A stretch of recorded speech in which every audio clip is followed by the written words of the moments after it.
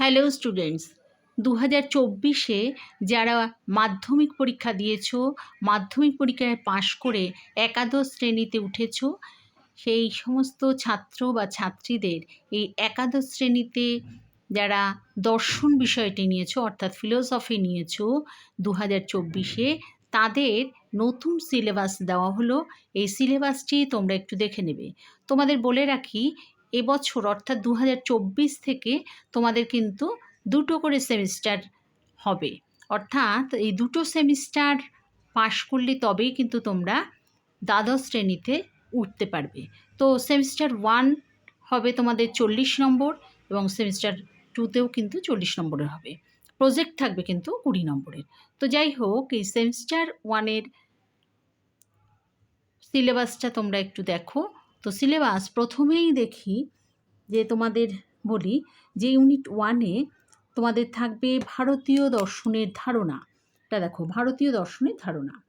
আচ্ছা, এক্ষেত্রে এই যে ইউনিট 1-এর মধ্যে তোমাদের এইগুলো থাকবে যে দর্শন শব্দের অর্থ, এটা থাকবে 1 নম্বর। 2 নম্বরে থাকবে ভারতীয় দর্শন সম্প্রদায়ের শ্রেণীবিভাগ।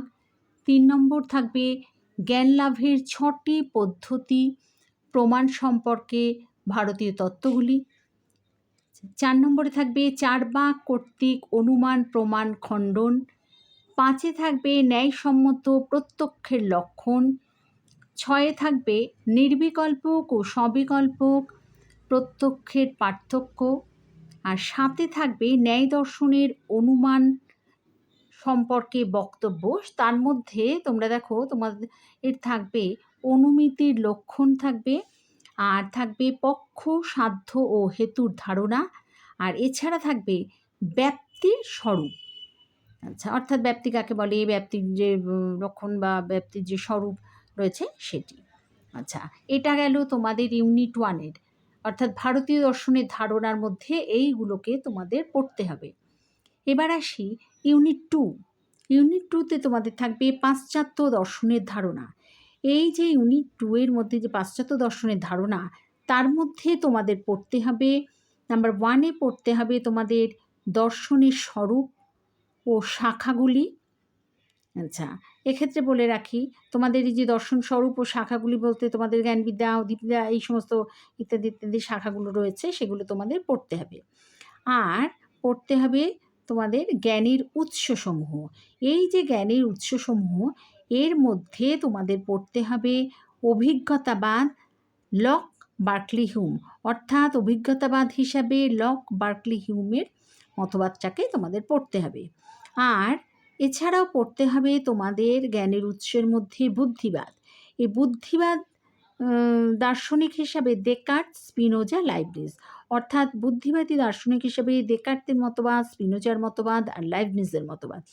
এটা তোমাদের পাশ্চাত্য দর্শনের মধ্যে পড়তে হবে, অর্থাৎ ইউনিট 2-তে তোমাদের এইটুকখানি পড়তে হবে।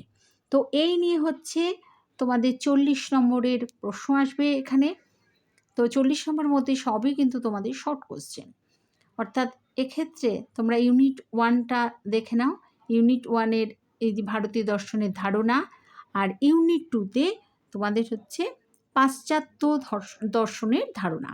তো এক্ষেত্রে বলে রাখি, যারা এই ফিলোসফিটা নিয়েছো অর্থাৎ দর্শন বিষয়টি নিয়েছো, তাদের এই সিলেবাসটা ক্লাস 11-এর এই সিলেবাস 2024-এ যারা একাদশ শ্রেণীতে উঠেছো, তাদের সেমিস্টার 1-এর এই সিলেবাস।